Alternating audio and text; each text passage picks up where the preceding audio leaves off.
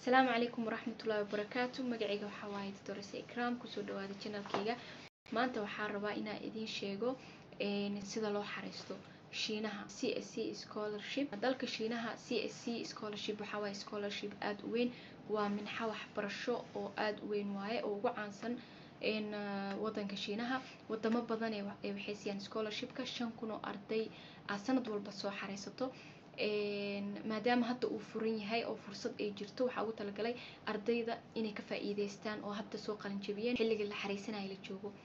okay CSC scholarship wuxuu kala baxaa labo, wuxuu kala baxaa partial scholarship iyo full scholarship. partial scholarship waxa waaye scholarship half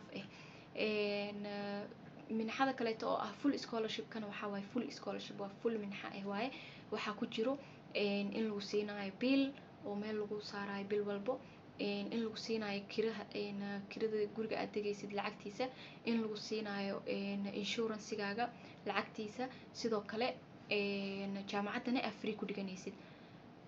okay waxa xareysan karo arday hadda batch galayso iyo arday hadda master raadinayso. ardayda batch ka galayso for example way haystaan scholarship-kaas fursadaas, laakiin hal luqad bas ku dhigan karaan, luqadda Chinese-ka, luqad Ingiriisi ma lahan. so wax walbo batch markay bilaabayaan waa inay luqadda Chinese-ka ku bilaabaan, ama caafimaad ha ahaato ama engineering ha ahaato ama maxaa la dhahaa sheeg business ha ahaado, inaad ku dhigatid maxaa la dhahaa luqadda Chinese-ka aad ay u adag tahay. haddaad rabtidna in hadhow shaqooyin xariisatid way kugu adkaanaysaa, sababtoo ah luqadda Ingiriiska ma ka dhisnid. inaad China ka shaqaysid okay waaye, laakiinse haddaa maxaa la dhahaa aragtid wadamo kale inaad ka shaqaysid waxaa u qasban tahay luqad Ingiriisha inaad wax ku baratid, maadaama luqaddaas la appreciate gareey badanaa. okay ardayda masterka fursadda ay haystaan waxaa waaye Chinese iyo English labadaba way haystaan, kee rabaana ku dhigan karaan. marka hadduu jiro arday hore Chinese ugu soo dhigtay oo Chinese-kiisa fiican yahay, fursad fiican u haysta, maadaama oo maxaa la dhahaa fursaddaas Chinese-ka ay u furan tahay qofkii Chinese yaqaano, scholarship-kaas waxaa waaye si fudud ku heli karaa, way u fududaanaysaa. okay qofkii raba inuu English ku dhigtana wuu ku dhigan karaa, fursaddaas laba jeer buu haystaa. maxaa u baahan tahay inaad samaysid haddaad rabtid inaad xariistid scholarship-kan? okay dhowr qodob baan kuu sheegayaa. qodobka ugu horeeya waxaa waaye inaad samaysid baaritaan, research inaad samaysid. baaritaankaas waxaa u samaynaysaa si aad u ogaatid jaamacadda rabtid inaad xariisatid iyo gobolka rabtid inaad ka xariisatid. marka ugu horeyso waxaa ka bilaabi kartaa YouTube waxaa ku jiro fiidiyoyo badan, dad badan oo ka hadlaya sida loo xariisto CSC scholarship, faa'iidada ay leedahay, sida u xariisan kartid, waxaas oo dhan waxaa ka ogaan kartaa YouTube. haddaad rabtid macluumaad dheeraad ah Google aa sii weydiin kartaa. haddaad taqaanid qof oo jooga Shiinaha oo toos uga wareysan kartidne wayba kasii fiican tahay, qofkaasaa la xiriiri kartaa. okay marka inaad samaysid research maxay ka caawinaysaa? maadaama scholarship-kan uu ku ogol yahay bas inaad xariisatid hal mar, hal chance aa haysataa, hal jaamacadaan haystaa inaad xariisatid. jaamacadda aad rabtid inaad xariisatid jaamacad low inay tahay oo wadamada kale laga aqoonsaneen, inay jaamacad high tahay oo wadamo badan laga aqoonsan yahay, rankigeeda meeshuu maraayo inaad taqaanid muhiimay ku tahay. sidoo kale markaa jaamacadda raadsanaysid gobolkay ku taalo aad ay muhiim kugu tahay. haddii aad jeceshahay kuleelka oo kaleeto, Shiinaha wuxuu leeyahay wadamo aad u qabow oo baraf gado oo markii winterka la gaaro. marka adi waa inaad ogaatid maxaa jeceshahay marka hore, meel oo cimiladeeda caadi yihiin ma jeceshahay, meel cimiladeeda qabow yihiin ku dhibee, waxaas oo dhan waa inaad ka fiirsatid, sababtoo ah Shiinaha aad u weyn yahay, cimiladiisana uu kala duwan yahay. marka winterka la gaaro meel ka mid ah barafaa da'ay, meel ka mid ahna qorraxa ka jirto, caadi waa jawiga. marka waa inaad ogtahay meesha aad rabtid inaad tagtid. okay hadda qodobkaas markaa kasoo dhamaatid oo ogaatid jaamacadda rabtid inaad xariisatid, meesha rabtid inaad ka xariisatid, maadada rabtid inaad xariisatid, jaamacaddaada inay barayso, waxaas oo dhan markaa soo ogaatid, qodobka kale u sii gudbi kartaa oo ah processka inaad xariisatid, application processkaaga inaad bilowdid. waxaa ka bilaabaysaa CSC scholarship website-kooda. waxaa arkaysaa inay leedahay 3 nooc. 3da nooc waxaa waaye type A, type B and type C. saddexdaas qayb u kala baxaan. Type A waxaa waaye haddii labada wadan xiriirkooda uu wanaagsan yahay, scholarshipka toosa waxaa loo siinayaa safaaradda ardayda siinaysa ay rabto. Marka wadankeena ani waa arkay arday ka imaaday wadankeena oo maxaa la ku imaaday scholarship type A oo soo maray safaaradda ama embassy. Waa sida ugu fudud oo lagu heli karo. Type B yaa jiro sidoo kale. Type B waxaa waaye inaad jaamacadda toos uga xariistid. Type B waa aniga saa ku imaada waaye. jaamacadda toos uga xariisanaysaa marka ugu horeyso. jaamacadda la soo xiriiraysaa professor oo jaamacadda joogo oo adiga macallin inuu ku noqdo aad rabtid aad raadinaysaa. waxaa u diraysaa codsi oo ah inuu kusoo aqbalo inaad ardaygiisa noqotid. waxaa u sheegaysaa inaa adiga aad rabtid inaad baratid waxa asaga uu maxaa la dhahaa ku takhasusay. aad rabtid asaga inaad ka baratid maadaama asaga maxaa la dhahaa ii sheeg aad ka dooratay macallimiin badan dhexdooda. adiga waxa ugu badan aad samayn kartid waxaa waaye marka ugu horeyso macallinkaas magaciisa raadisid, cilmi baaris uu sameeyey, research uu sameeyey inaad raadisid oo aragtid asaga muxuu focuskiisa uu saaraa.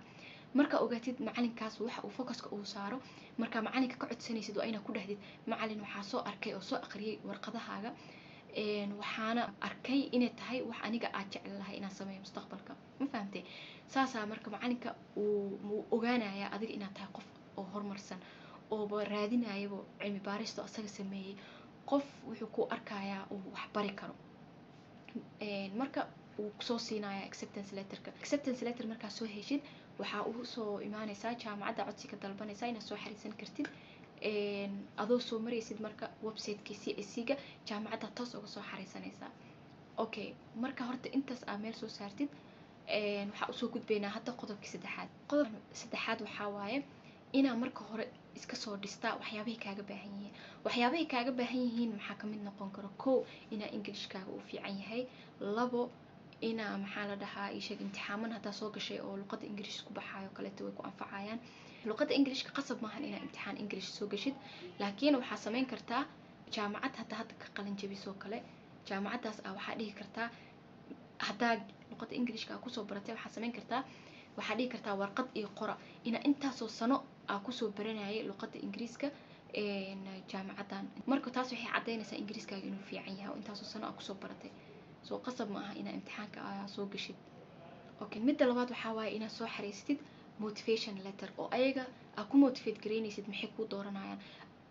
tartanaa lagu jiraa, dhowr ardayaa soo xariisanayso jaamacaddan, adiga maxay kuu dooranayaan. marka waa inaa maxaa la dhahaa sheegtid waxyaabaha ku fiican tahay, arday noocee tahay. adiga waxaa waaye kolley warqad adiga aad kusoo bandhigaysid waxa aad tahay oo ayaga dhiirigelinayo inay adiga ku qaataan. warqadaas sample ahaan Google aad ka raadin kartaa, saasoo kale u qori kartaa. hadda marka waxaa usoo gudbaynaa qodobka xige oo ah application documentskii lagaaga baahnaa, warqadihii lagaaga baahnaa inaad ku xariisatid. way badan yihiin warqadahan, waxaana fiican xilli hore inaad iska soo diyaarisid qaarkood maadaama ay waqti dheer kugu qaadan karaan. maxaa ka mid ah marka documentyaashan? waxaa waaye application documentigan waxaa waaye wuxuu ku jiraa website-ka. waa soo degsanaysaa, waa buuxinaysaa. inaa hadda apply gareynaysid oo rabtid inaa imtixaanka scholarshipka inaad buuxsatid waa qoraysaa application letterka ayaga u diyaarsan yahayba. adiga waa soo degsanaysaa bas waa u buuxinaysaa. application letterkaas markaa buuxisid macluumaadkay kaa rabeen aad ku qortid. 2 waxaa lagaa rabaa passport inaad haysatid. baasaboorka haddaa haysatid waa okay, haddaad haysanin waa inaa ciyoon iska soo samaysatid. scan aad ka haysatid marka ayaga u diraysid. kan saddexaad physical checkup. sidoo kale ayadana warqadda waxay ugu jirtaa website-ka oo jaamacadda.